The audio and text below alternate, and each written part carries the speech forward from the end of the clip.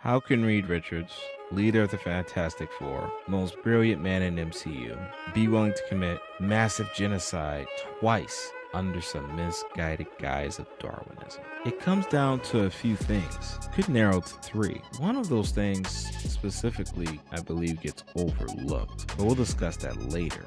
Big surprise, it all begins with fatherly love, or lack thereof. Both Reeds have similar origins.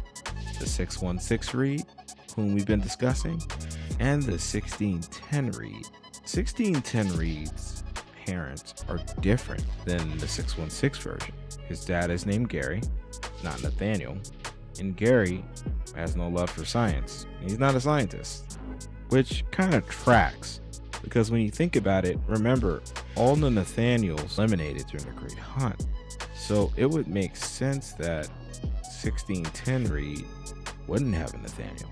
Though, even when Reed was born, I'm not sure it ever even started with love and acceptance between Gary and Reed. Gary knew Reed was different and never let him forget it. As a young Reed sits in his small chair, enthusiastic, curious, and alienated. Sometimes he would likely wonder if the alienation made things easier. The silence made things more bearable. Mentally abused and withdrawn, Reed continued to dream, but even dreams can lead to nightmares. How to make a villain 101. Fix it, or you're buying it out of your allowance. But Dad, I needed it. I needed a motor. Put it back and clean this pigsty. Gary was very hard on Reed, and Reed's mother would just stand there helpless, allowing the young boy to fend for himself. This was 1610 Reed's home life. He does become a monster later on, but sometimes even monsters have friends at one point or another. The two meet when they're children at this point, which is different than the 616 counterparts they meet in college. So the boys are close. In this scene, Reed pleads with his father. The saddened Reed says, "I'm sorry, sir. Just Ben might be second string if he can't practice at home and doesn't Dad like I do." Gary uncompassionately retorts, "Everything better be put back the way it was. Got me?" "Yes, sir," Reed says. When life throws you lemons, you make lemonade. Y'all, there was a lot of lemonade being made. It also helps having a good friend.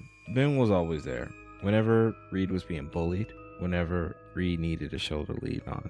Their relationship and their bond would be so strong that there's this climax later on in this storyline named Ultimatum, where Reed is trying to justify Dr. Doom living.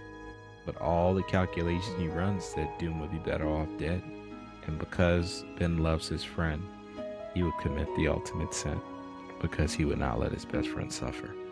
Sometimes, guys, even having a best friend isn't enough.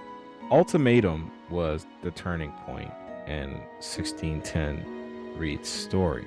At this point, the Fantastic Four typically meet about the same way, and Sue and Reed's relationship develops. There are times where Reed's isolation really complicated things between the team and Sue in particular.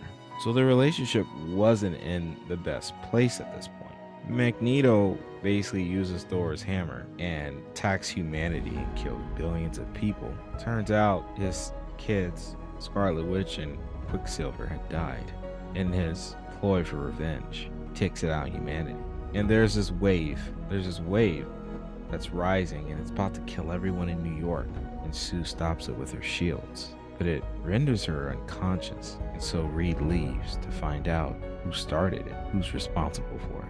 Ultimatum was basically the straw that broke the camel's back. Sue almost dies preventing the waves.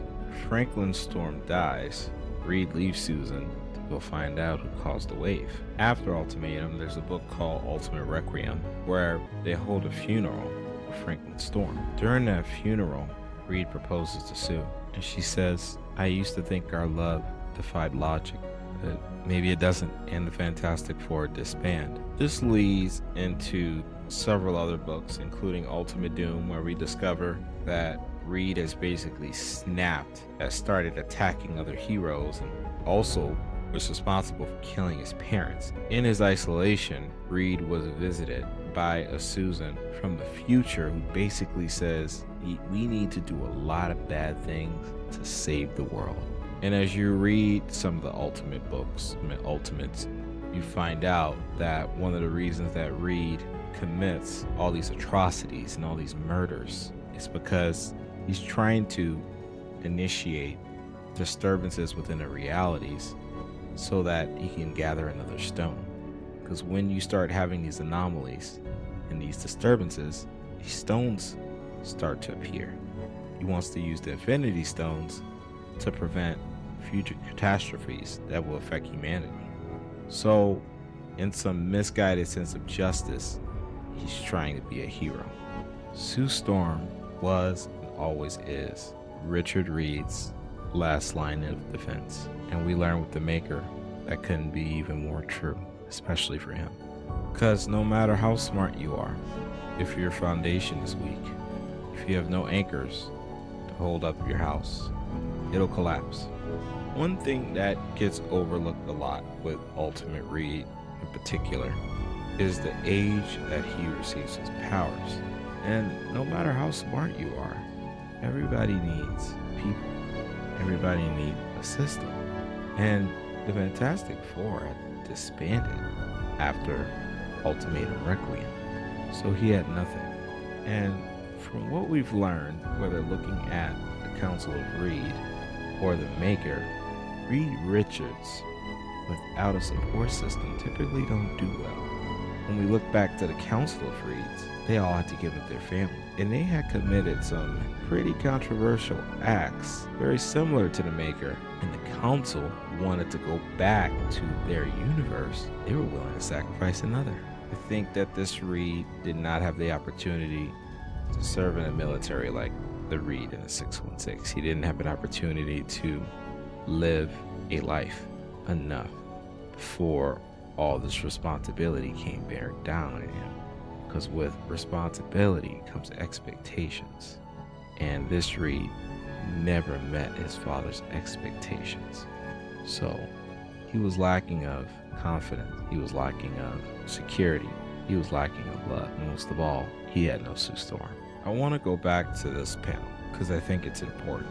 This is a scene from Ultimate Comics Ultimate 30, where Sue Storm, who is Kang, is visiting Reed after the team disbands. And he says, "But you already broke up with me." Reed, seriously, Apocalypse talk takes precedence. I know. I'm saying we're already down this path. So Sue Storm breaking up with Reed, this Reed in particular, leads him down this path. I would argue Sue Storm is just as important to the 616 Reed as well. Thank you guys for sticking with us till the end. Don't forget to like and subscribe. Leave a comment for the next Fantastic Four character you'd like me to do a video on, or storyline you'd like me to cover. Keep your feet on the ground and your eyes on the stars. Excelsior, my fellow nerds. Kai out.